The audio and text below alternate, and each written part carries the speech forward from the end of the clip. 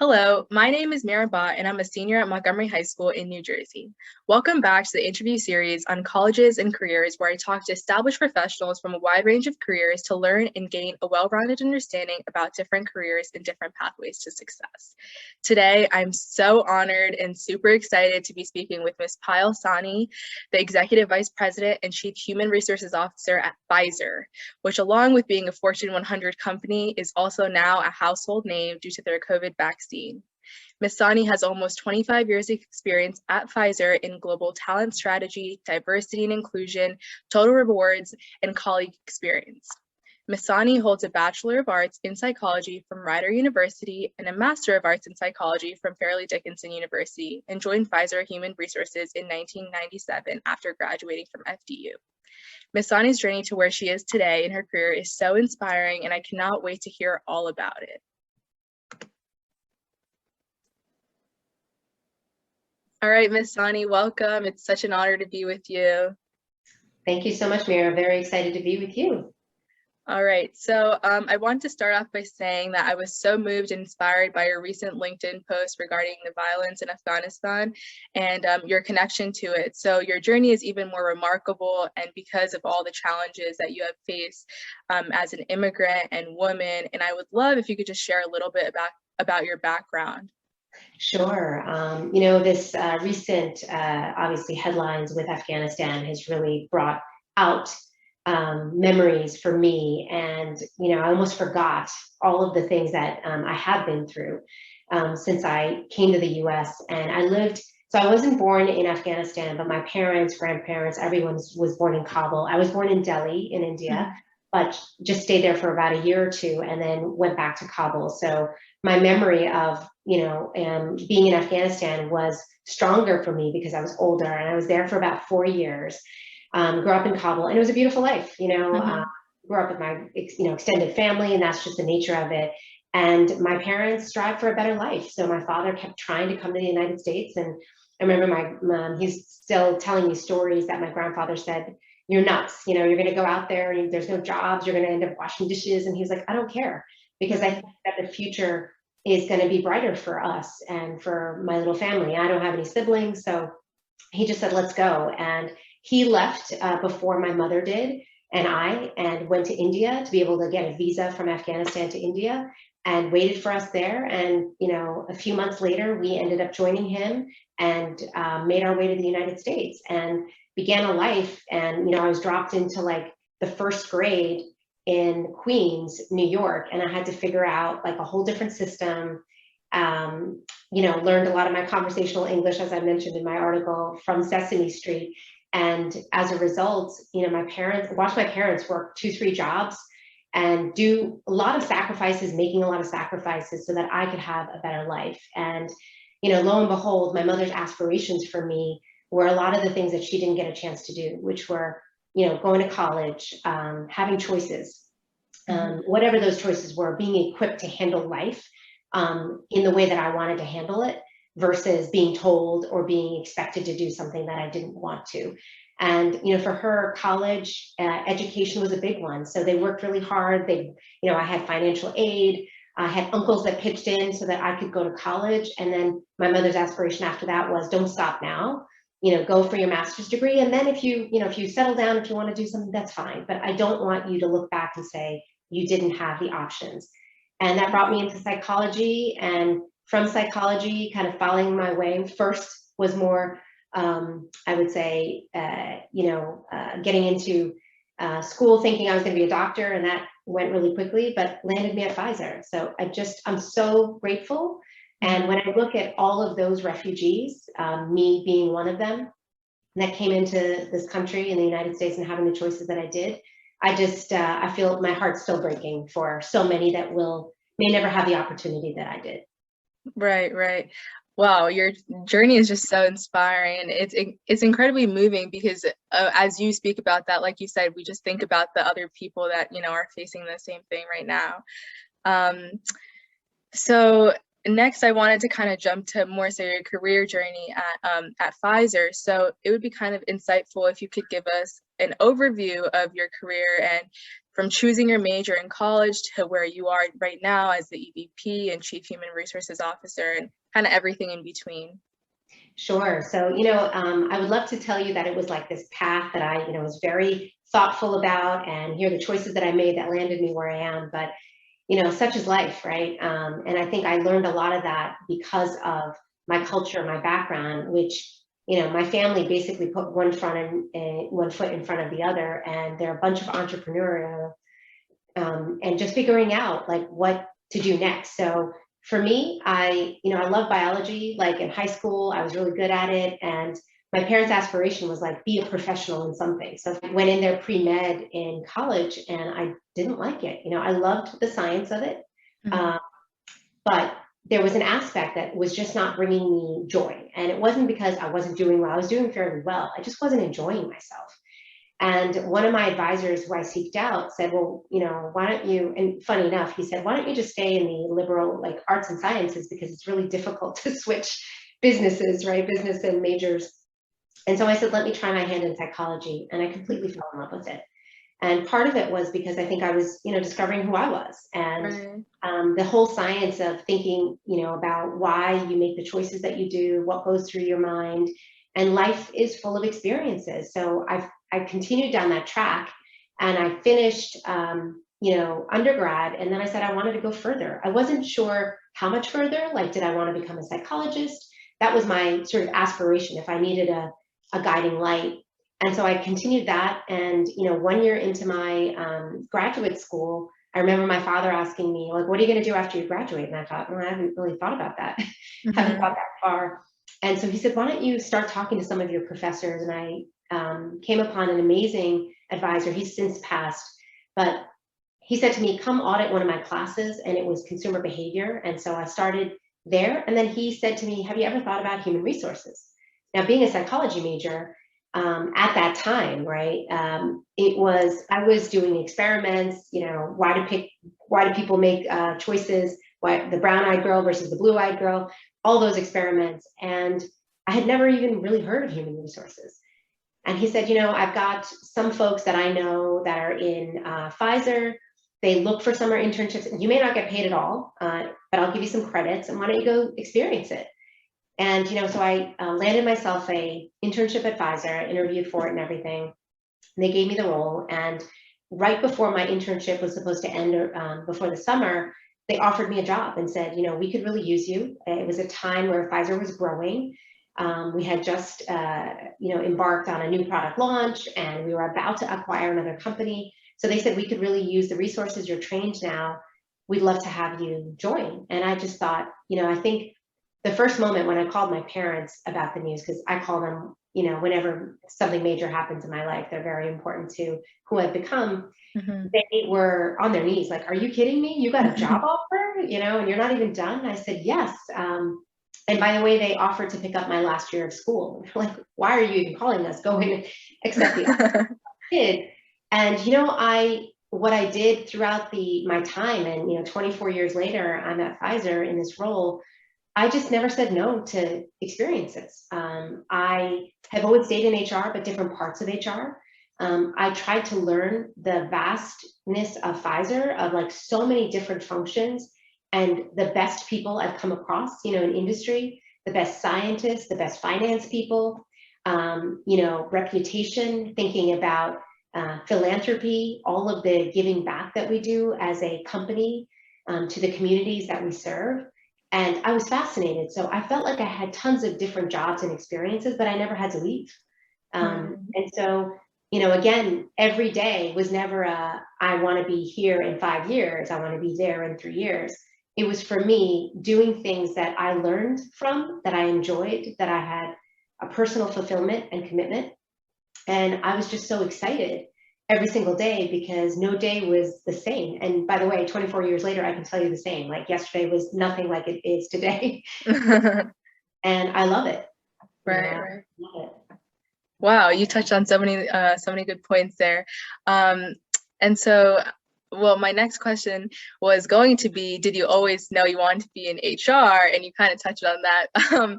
But it was really great to hear about how, you just said yes to an opportunity and it has landed you so many good, another great opportunity, I guess. So for someone who may not know what human resources is, could you please explain the role of human resources in a company? Sure. It's something that when I joined Pfizer, it was called like personnel, and then it moved to like employee resources. And I thought getting into the elevator when I saw the change and it said ER, I'm like, this is not a good, way to sort of market our human resources function. And then it evolved to HR, and so has the function, right? Over the years that I've been in it, it was much more focused on administration, hiring, terminations, benefits, compensation. But it has grown to be so much more. It's about organizational effectiveness, human motivation, productivity, culture, leadership, and it continues on and on. And right now, in this moment in time, especially when you think about a post-COVID world and how we're living in a very different way of operating, the future of work, we got tossed into this virtual environment, even though we were on our way there. We just got catapulted into this new ways, and managers and everyone else is struggling. Well, how do I grow my career when I'm not in there in the office every single day? How do I engage differently? How do I ensure that my teams are diverse and diverse voices are being listened to when I may not see everybody on a regular basis and I may see some more than others? How do I keep that balance? And so such big issues and challenging issues that make you really reflect back, and people need some guidance. And HR, that function, has been the carrier of a lot of those opportunities and roles and ideas for our leaders and for the people that we support and for the colleagues, thinking, how do I do this? Where do I go? What if I have concerns about, returning to work? How can I work differently because my life has now changed? So all of those are front and center. And so, before COVID, we were busy enough. Now, even more so, we really help in shaping how work gets done. What are the ways in which you attempt to do your work? How do you reimagine it? How do you think about, using our digital tools in a very different way because the workforce is evolving?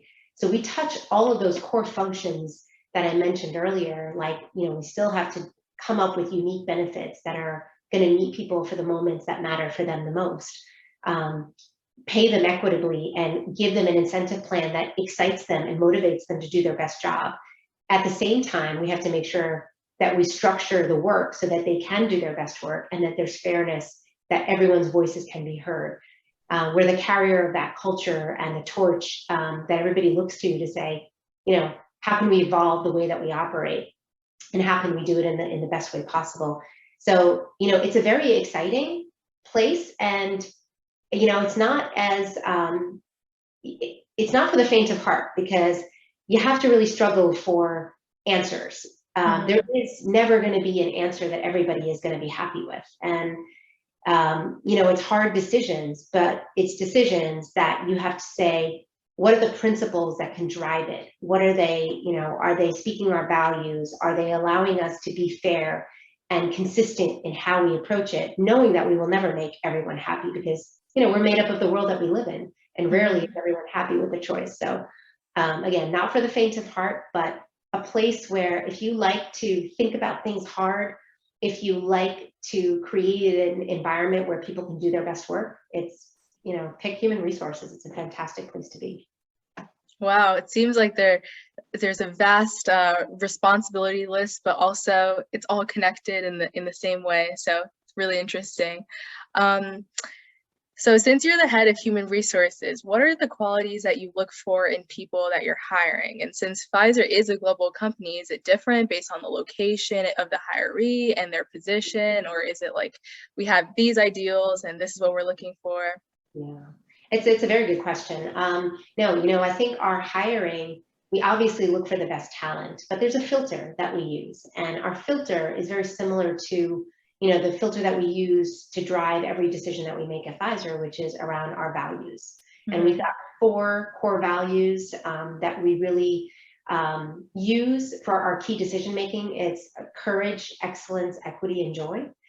And we ask questions of our candidates to ensure that people can really abide by those values and can bring their best selves to work.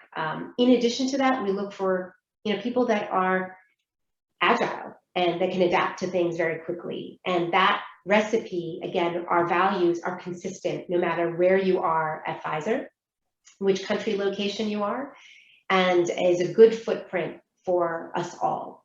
And what we love is, like, you might have a technical expertise that obviously we would look for, specific engineering skills or scientific skills, but the behaviors and leadership that we expect around our values is consistent for all. Right. Wow, that's great to hear. I think that a lot of the times that we think about school, it's like, at least right now for me, it's like, oh, we're focusing on grades and all this stuff, getting the material down. But at the end of the day, a lot of it goes into your character and like the pillars of who you are and your morals and all that stuff.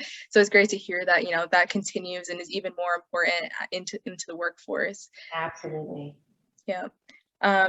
So out of everyone I've ever interviewed on this series, you're the only one who has been with one company for so many years and also done so well and, reached the top. So what is the secret or key to your success? Oh gosh, I think I kept following my passion.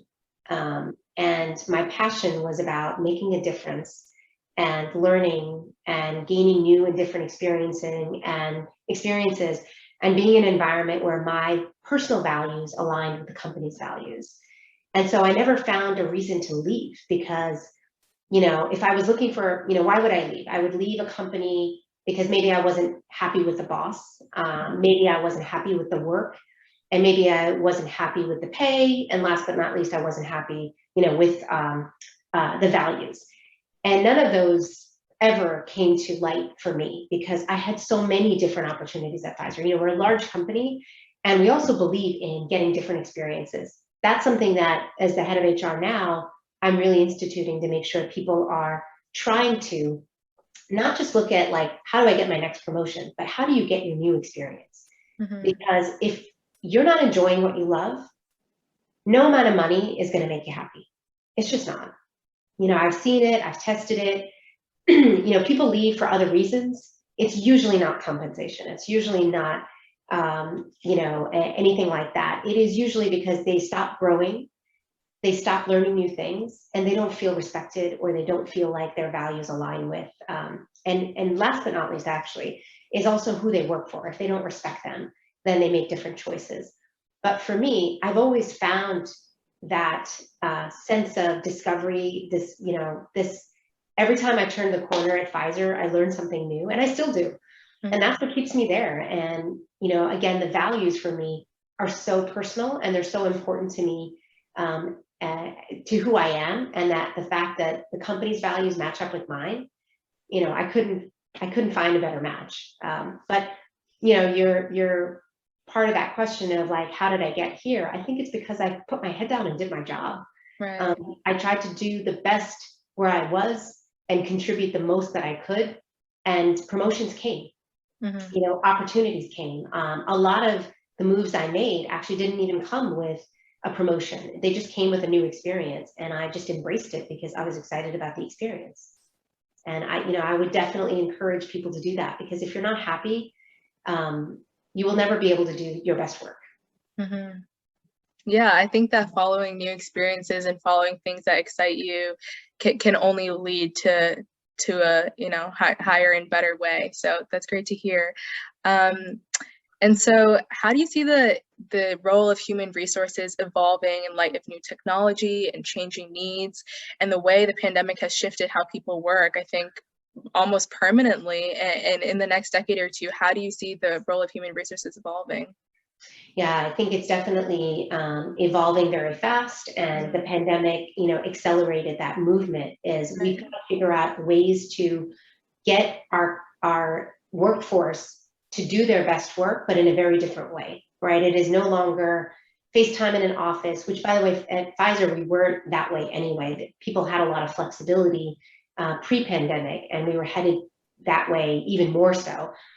So that hasn't been a new thing for us, but I think engagement and growth and development, we've got to leverage different mediums, different forums.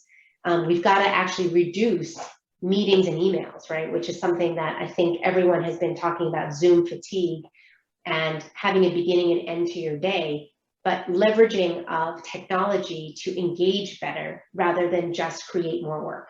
I'm sure you feel it, Meera. I certainly do, that, even if I could control the amount of emails and invites and things like that I get at my work, I get a ton on my personal email. I get a ton on LinkedIn. I get a ton on, other sorts of social media, and it's overwhelming. And that is what our workforce is dealing with. We've got to figure out ways to declutter so that our colleagues can actually advance their job in the best way possible and be most productive. That's one major area, I think, and that's pretty big. The other area is around our efforts around diversity, equity, and inclusion. It's something that I'm very passionate about, and making sure that everybody is, seen, heard, and cared for. And that's one of our values at Pfizer, is really making sure that everybody has a platform and their voices matter. And externally, as well as internally, we know that people have different access, and we've got to figure out how do we make sure that we make room for everybody, so everyone has an opportunity for growth and development. It isn't just skewed in one area or another. And third but not last is a lot of our technology is full of data, right? We have a lot of data, and it's not about mining and watching people. It's not about that, right? I'm not policing anybody or anything, but we should be leveraging the data that we do have more effectively for insights to make, our work more productive, more easy. Ensure that we're not spending too much time on processes that don't make sense. And I think for an HR, organization, productivity is huge. So we should be looking at that. We should be looking at where our employees, if they're wasting too much time, updating their profiles on an internal system, maybe we need to make that system better so that they're actually spending more time doing work rather than, on administrative activities. So that's another piece, to using those insights that we're getting from the data that we do have for good, and to make our employees even more productive. Yeah, it's really interesting to hear you speak about, how all these little pieces connect to the bigger picture, and how, you as the head and also the entire HR department has to think about all these things to ensure productivity and also like humaneness of how people work. Because I think that, especially because of the pandemic, it's really hard to not have an end to your day and just keep chugging along on the computer. So it's great to hear that that you're thinking about all these things. And so next I wanted to touch on a different perspective. And so from your perspective, what are the most exciting and emerging fields or industries? Through my interviews, I've heard a lot about like AI and big data and public health given the pandemic. So I just want to hear your thoughts. Yeah, I mean, I would say definitely the ones that you mentioned are top of my list as well. I think, instead of the fields, I mean, for sure, digital capabilities, I would rather go with capabilities than even fields, because, going back to the experiences, if you have the right capabilities, you can apply them to multiple different disciplines. And, I think about my background and having psychology coming to HR, I have hired people now on my team that actually came from a business background. They were running country organizations, they were general managers. And their perspectives, because of the skills and experiences that they have, allow them to bring a unique skill set to something that my team didn't have, and can really help us advance, get to the next level. So in terms of those capabilities, definitely having insights and leveraging our data that's out there, being able to use digital tools, no matter what field. Digital used to be that it's got to be in your technology area, right? In your digital function. Now we're at a place where everybody needs digital capabilities, right? We need to be able to interface and figure out solutions that will meet our audience and our employees, our patients, our communities in a way that they're used to receiving information. So those kind of capabilities are important. I believe also collaboration. I mean, it's a general one, but what are you uniquely going to bring to the table that others, that robots can't? You have to bring different skills. You have to bring problem-solving skills. But I think from an experience standpoint, having the ability to understand data, bring that to insights is really critical. Mm-hmm. And think about the gray space. We are no longer in these silos where you look at most recent technology advancements or anything. It requires, the reason why it came to fruition is because multiple disciplines came together, and so bringing that together requires you to see the world and to see a problem from multiple dimensions. And for that, you need to be prepared to come with different experiences to the table. And, so I think a lot of those fields are emerging, but most importantly, those capabilities that you're going to need are so vast and broad that focusing on the capabilities will allow you to be competitive no matter what the new hot job might be in the future.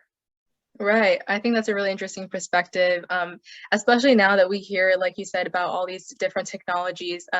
Human connection, I feel like, is more important than ever. And that's what you talked about on the point about capabilities. So I'm really interested, since you said earlier that your 2 days never look alike, what does a typical day look like for you? What are some of your roles and responsibilities? Oh, it's funny because, as I mentioned earlier, this is why I love, what I do and where I do it, is because no day is the same. Mm-hmm. I wish it were, but usually, so I have multiple stakeholders. I have a lot of our executive team members, different functions that I look after, as well as partnering with my CEO and then running a team myself. And so every day it could be an issue about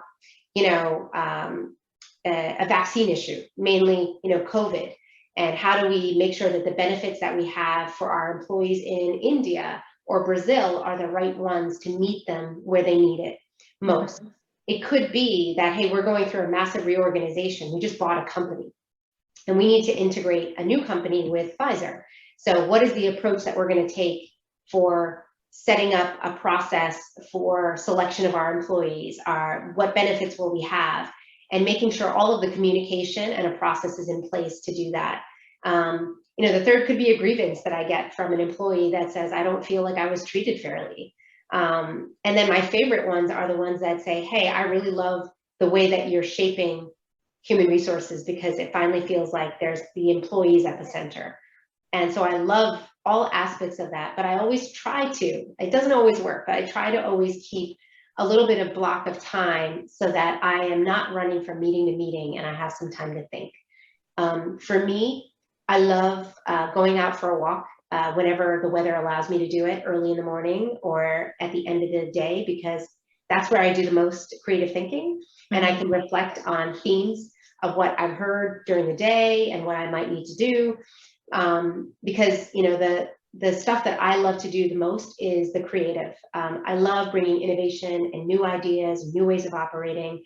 This past year, I knew, in addition to people, they had vacation time, they just were not taking it. And May is, mental health and wellness month, right? Mental Wellness Month.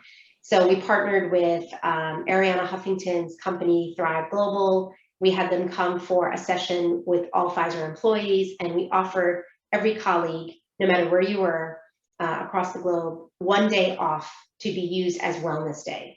And so it was to say, we care about you. We know you have your vacation, but just take this 1 day and do it for yourself. Mm-hmm. And so that coming up with that concept with my team, I was really excited, but that only happens when I make space for it. Right. Typical day, believe it or not. And you can imagine then, the next day is something completely different. Yep. Sounds like you clearly are a very important person, but I like that you have, this carved out time that you implement. And so we've covered a lot in this short interview, but do you have any last pointers or pieces of advice for high school and college age students who are trying to explore different career paths? Definitely. I would say, take advantage of just gain as many different experiences as you can. Because life for me has been more of a process of elimination rather than being, saying that this is where I need to go or this is where I want to go. And you learn a lot of what you like to do from doing things that you don't like to do as well. And each one gives you a different perspective. So take advantage of that. Get as many different experiences, opportunities, take different courses, take different internships. Just grow your career, because I promise you, you won't regret them. I never have. I look back and I wouldn't change a thing. Wow, that's great. That's so great to hear. I just want to quickly summarize.